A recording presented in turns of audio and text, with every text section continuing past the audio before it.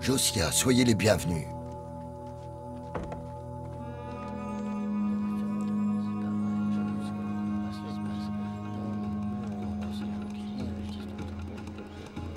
Beaucoup de jours ont passé depuis que je l'ai vu pour la dernière fois, mais c'est comme s'il continuait à me parler. Je continue à le voir, comme s'il ne nous avait jamais quittés. Et que va-t-il nous arriver maintenant? Jésus nous a dit de l'attendre. Il va revenir. Il va revenir. Il a dit, vous, c'est dans l'Esprit Saint que vous serez baptisés. Vous allez recevoir une force, celle de l'Esprit Saint qui descendra sur vous. Vous serez alors mes témoins en Judée et en Samarie jusqu'aux extrémités de la terre. N'ayez pas peur. Nous n'avons plus qu'à l'attendre, et il reviendra. Pour la fête de la Pentecôte, 50 jours après la Pâque, Jérusalem fourmille de pèlerins. Des hommes et des femmes avec leurs enfants, des mendiants, de riches marchands, durs d'oreilles et durs de cœur. Ils se rendent au temple pour offrir des sacrifices. Comment faire pour que tous ces gens nous écoutent?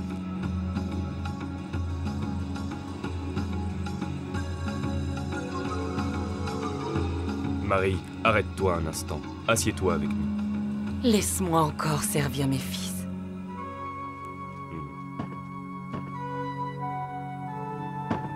Qui frappe à la porte? Qui frappe à la porte? Je vais voir. Qui est là? Ce que vous faites aux faibles, c'est à moi que vous le faites.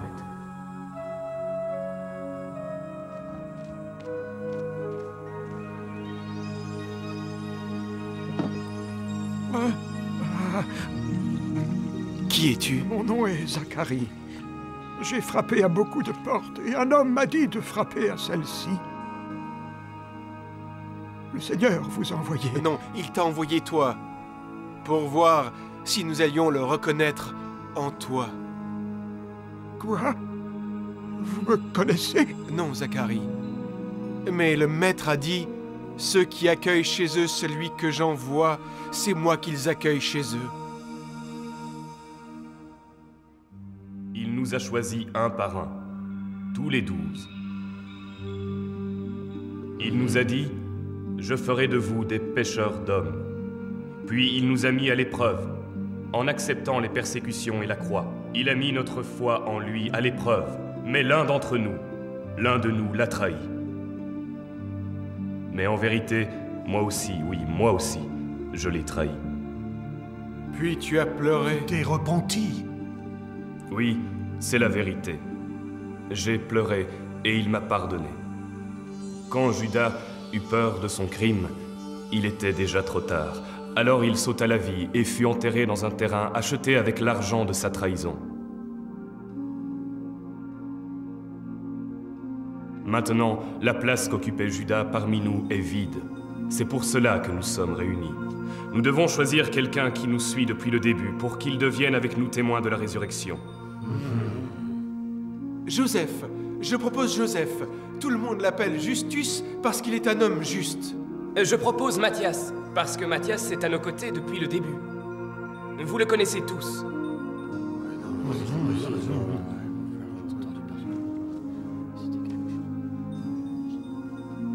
La blanche pour Matthias et la noire pour Joseph.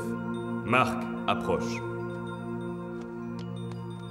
Ferme les yeux et choisis une pierre.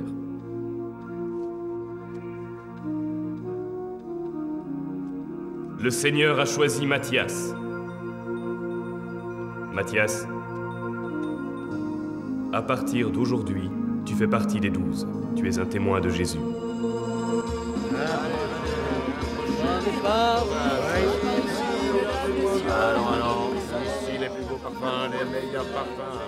Que dit-il? Que dit ce grec? Il dit qu'il a vu la même soie à Jaffa beaucoup moins chère.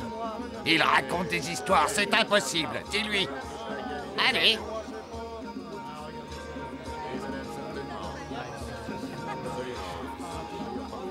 Où vas-tu, étranger? Qu'est-ce qu'il a dit? Sale voleur. Comment oses-tu? Tais-toi!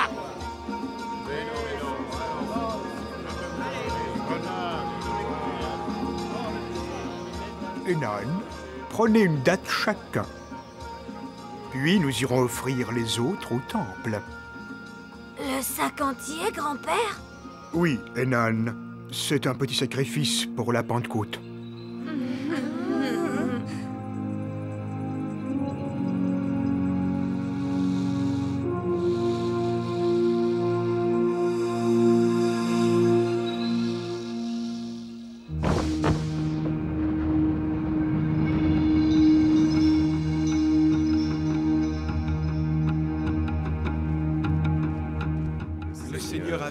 Notre maison. Béni soit le Seigneur, car il a envoyé un sauveur au peuple d'Israël. Béni soit le Seigneur. Peuple de Jérusalem, hommes, mes frères, et vous tous qui m'écoutez, vous avez été témoins de ce que le prophète Joël avait prédit. Je répandrai de mon esprit sur toute chair, a dit le Seigneur. Alors vos fils et vos filles prophétiseront. Vos jeunes gens auront des visions. Et quiconque alors invoquera le nom du Seigneur sera sauvé. Qui sont-ils? Ce sont les disciples du Nazaréen. Ils ne sont pas tous partis. Je suis certain qu'il est de Galilée. Comment se fait-il qu'il parle arabe? Moi, je l'ai entendu parler le grec. Hommes d'Israël, écoutez-moi, écoutez ces paroles. Jésus le Nazaréen, qui descend de David, l'homme que Dieu a envoyé parmi nous, cet homme a été trahi et a été cloué sur la croix. Vous l'avez vu. Tu es saoul! Il est 9 heures du matin. Comment pourrais-je être déjà saoul? Dieu l'a ressuscité, ce Jésus. Il l'a libéré des affres de la mort. De cela, nous en sommes tous témoins. Jésus a triomphé de la mort. Il s'est élevé jusqu'au royaume du Père. Et maintenant, exalté par la droite de Dieu, il a reçu du Père l'Esprit Saint, objet de la promesse, et il l'a répandu. C'est des histoires! Laissez-le parler, voyons. Que toute la maison d'Israël le sache donc avec certitude. Dieu l'a fait Seigneur et Christ, ce Jésus que vous avez crucifié. Il est le Messie que le peuple d'Israël attend depuis des siècles et des siècles. Que devons-nous faire? Vous devez vous repentir. Et que chacun de vous se fasse baptiser au nom de Jésus-Christ pour la rémission de tous ses péchés. Et c'est ainsi que vous recevrez le don du Saint-Esprit, car la promesse du don de l'Esprit est pour vous, ainsi que pour vos enfants et pour tous.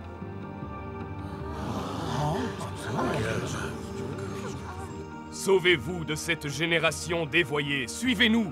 Nous vous baptiserons au nom de Jésus. Suivez-nous, frères. Oui, n'ayez pas peur. Suivez-nous. Le Messie nous a montré sa force.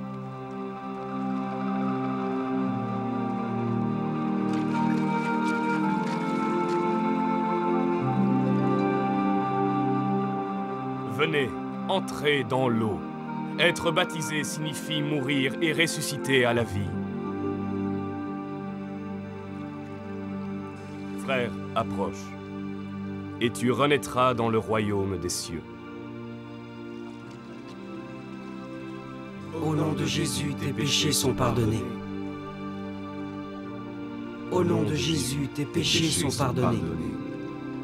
Au nom de Jésus, tes péchés sont pardonnés. Au nom de Jésus, tes péchés sont pardonnés.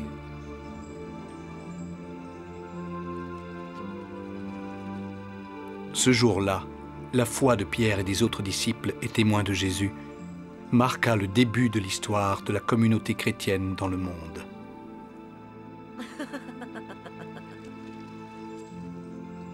Le geste de Pierre, par lequel il baptisait les hommes et les femmes au nom de Jésus, créa un grand scandale dans la ville qui, quelques semaines auparavant, avait assisté à la crucifixion entre deux voleurs sur le mont Golgotha et à la fuite de ses disciples. Mais quand le Saint-Esprit descendit sur eux, les 12 apôtres et ceux qui se trouvaient avec eux se sentirent soudain emplis de courage.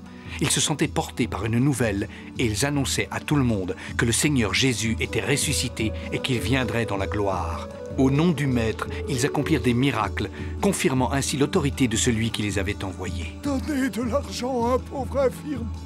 Un jour qu'ils se rendaient au temple, un pauvre impotent leur demanda l'aumône. Donnez-moi quelque chose, fils d'Israël. De l'argent et de l'or, je n'en ai pas. Oh! Mais ce que j'ai, je te le donne. Mais ce que j'ai, je te le donne. Au nom de Jésus-Christ, le Nazaréen. Marche.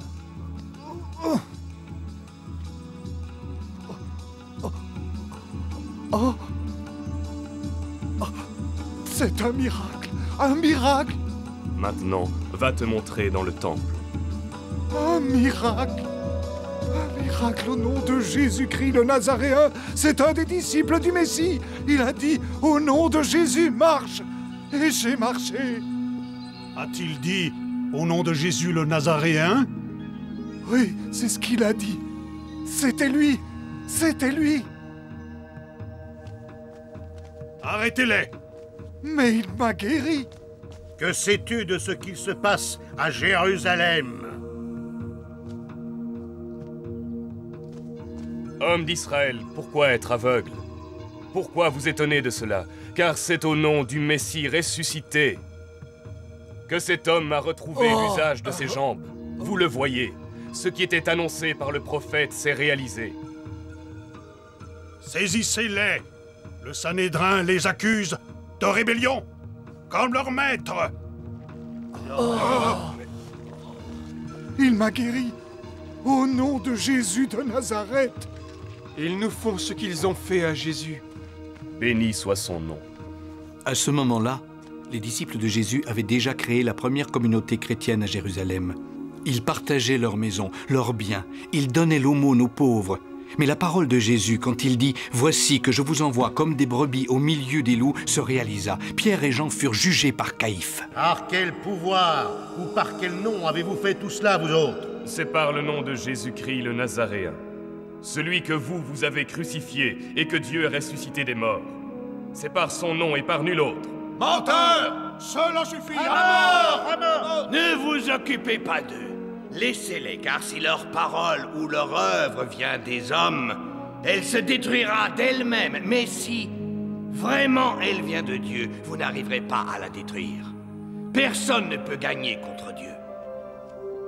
Le conseil du sage Gamaliel fut écouté. Ils firent battre Pierre et Jean et épargnèrent leur vie. Le Sanhédrin les a libérés. Beaucoup de gens s'étaient convertis à la parole de Jésus. Mais peu de temps après, Étienne, un des 7 premiers diacres élus pour s'occuper des biens de la communauté, fut lapidé sur l'ordre du Sanhédrin. La persécution des disciples du Messie prit de l'ampleur à Jérusalem et s'étendit très vite à la Samarie. Les premiers chrétiens durent fuir la cité et les villages de Palestine. Obéissant à l'ordre du Christ ressuscité, ces hommes et ces femmes essayaient de trouver refuge dans les communautés juives et dans les villes d'Asie mineure, en Grèce et même à Rome.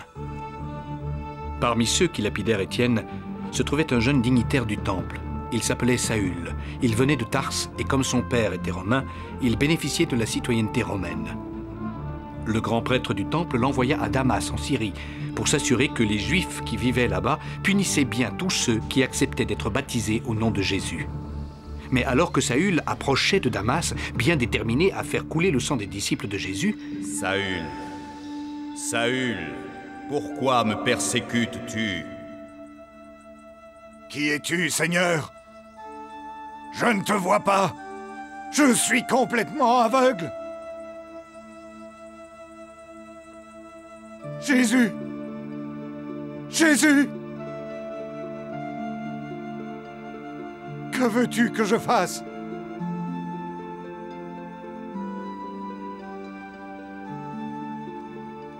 C'est Jésus, le Messie crucifié et ressuscité. Le Seigneur envoya un disciple auprès de Saül. Il lui enseigna la foi chrétienne et le baptisa au nom de Jésus. Ainsi, Saül fut accueilli dans la communauté chrétienne. Pierre l'envoya prêcher l'Évangile avec Barnabé. J'ai rencontré Saül de Tarse, appelé Paul. Il est avec moi sur ce bateau. Je suis ses yeux et son scribe. Il prêcha la parole de Dieu à Antioche, à Éphèse, à Corinthe, ainsi qu'à Athènes. Tout comme Paul, Pierre et les autres apôtres voyagèrent dans l'Asie mineure pour annoncer la parole de Dieu. Où qu'ils allaient, ils prêchaient aux Juifs, aux païens, aux Grecs et aux Romains, sans distinction de race. Beaucoup crurent en Jésus et devinrent frères et sœurs dans la foi. Mais c'est précisément cet aspect universel qui créa les dissensions parmi les premiers chrétiens, qui au début étaient tous juifs. Certains refusèrent de croire que des étrangers pouvaient eux aussi trouver la foi. Ils dirent aux païens, « Si vous ne vous faites pas circoncire selon la loi de Moïse, si vous ne devenez pas juifs, vous ne serez pas sauvés. » Finalement, comme Paul l'expliqua à ceux qui étaient venus l'écouter, on trouva une solution. Afin de faire taire la controverse, Pierre, l'apôtre, nous a ordonné de nous rendre à Jérusalem. Nous avons discuté et prié. Et nous avons été inspirés. Comme vous le savez, je suis israélite. Je descends d'Abraham et de la tribu de Benjamin. Et je vous le dis, Dieu n'a pas répudié son peuple, le peuple d'Israël. Mais je vous le dis aussi, comme Pierre, c'est la volonté de Dieu que les païens ainsi que les Juifs reçoivent le salut de Jésus, le Messie ressuscité, sans qu'ils aient l'obligation de pratiquer les rites juifs. Dieu leur accorde l'Esprit Saint comme il nous l'accorde, sans distinction. Leur foi en Jésus les sauve. Elle purifie les cœurs. Dieu n'a pas répudié son peuple. Mais comme on greffe une nouvelle branche sur un olivier, nous annonçons Christ le Messie à tous les peuples. Lui seul est notre salut. Paul est fait prisonnier et conduit à Rome. Il a été arrêté par les Israélites et remis aux mains des Romains afin qu'ils le condamnent à mort comme rebelle. Mais comme il était citoyen romain, il exerça son droit d'être jugé par l'empereur dans la ville même de Rome. Malheureusement pour lui, l'empereur Néron est un ennemi farouche des premiers chrétiens.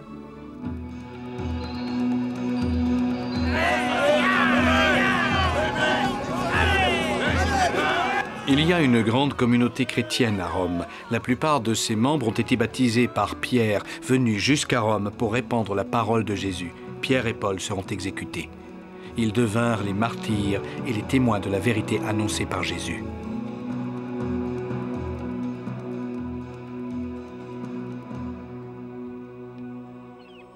Rome est une ville magnifique et incroyablement riche. Mais alors le sang des chrétiens y était trop souvent versé. Ceux qui refusaient de renoncer au baptême de Jésus ou d'offrir des sacrifices aux dieux païens était jeté en pâture aux animaux féroces de l'arène. Mais le sang des martyrs ne fit qu'encourager l'expansion de la chrétienté. Et de plus en plus de gens se convertirent, créant ainsi d'innombrables témoins de Jésus pour un royaume sans frontières. Jésus a dit « Je vous envoie comme des brebis parmi les loups ». Mais il dit aussi que jamais il n'abandonnerait ceux qui décideraient de le suivre. Aujourd'hui, comme par le passé, Jésus est présent en son Église et par l'Eucharistie, qui fait mémoire de ses gestes et de ses paroles accomplis lors de son dernier repas à Jérusalem avec les apôtres. Dans toutes les églises du monde, partout où se trouve un prêtre, on répète ces mots. Il prit le pain, le rompit et le donna aux disciples en disant « Prenez, mangez, ceci est mon corps. »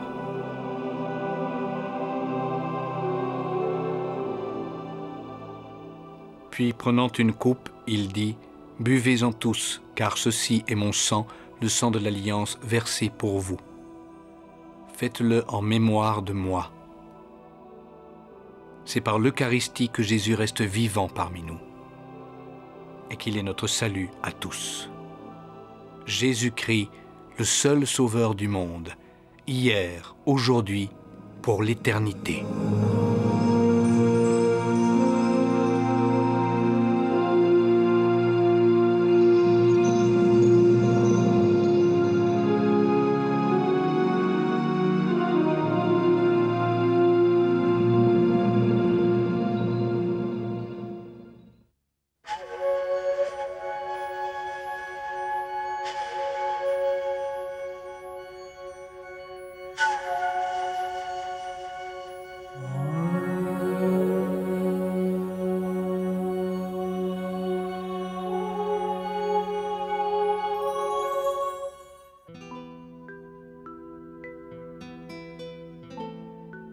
Le jour de la Pentecôte, l'Esprit Saint descendit sur les apôtres, sur Marie, la mère de Jésus, et sur les autres disciples présents dans la pièce du dessus.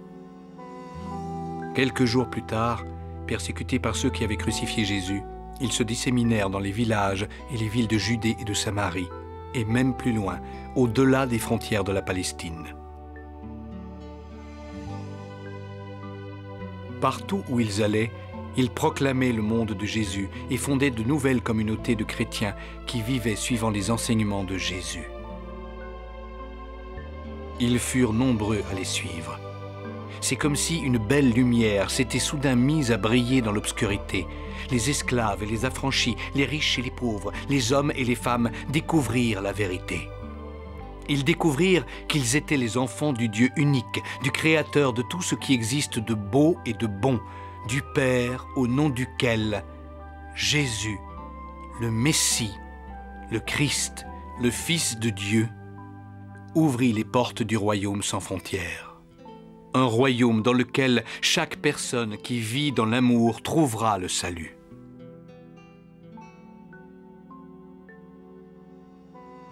Cette loi de l'amour était une nouvelle loi qui accomplissait toutes les autres lois existantes à cette époque. Une loi qui, si on la respectait, rendait le monde entier capable de vivre dans la joie comme jamais auparavant. Cette paix et cet amour étaient pour la gloire de Dieu, le Père éternel, le Créateur de toute vie, et donnait aux hommes la vie éternelle.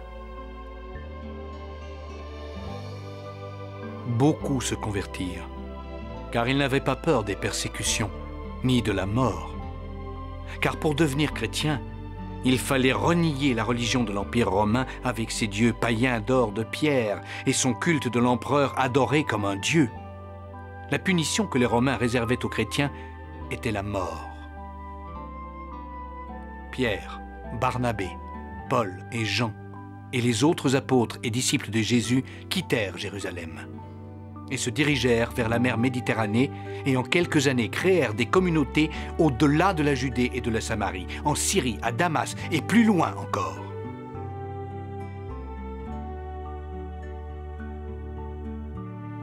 À Antioche, une grande communauté fut établie. C'est là que les premiers disciples de Jésus furent appelés chrétiens. Peu après, d'autres communautés virent le jour à Tarse, la patrie de Paul, à Antioche de Pisidie, à Colosse et dans les belles cités grecques d'Éphèse, de Troie, de Thessalonique, d'Athènes, de Corinthe et de Philippe. Puis d'autres naquirent en Crète, à Malte et finalement à Rome.